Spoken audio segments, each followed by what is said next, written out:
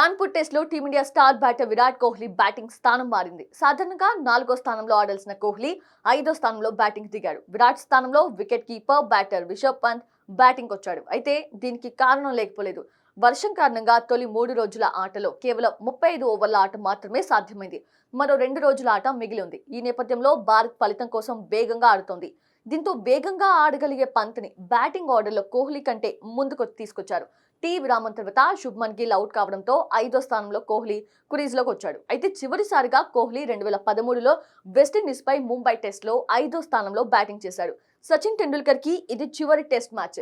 ఈ 11 ఏళ్లలో night watchman మినహాయిస్తే తొలిసారి కోహ్లీ తన బ్యాటింగ్ స్థానాన్ని మార్చాల్సి వచ్చింది. టెస్ట్ క్రికెట్ లో పేలవ ఫామ్ తో ఇబ్బంది పడుతున్న కోహ్లీ ఈ మ్యాచ్ తో భారీ ఇన్నింగ్స్ ఆడాలి అని టీమిండియా ఫ్యాన్స్ కోరుకున్నారు.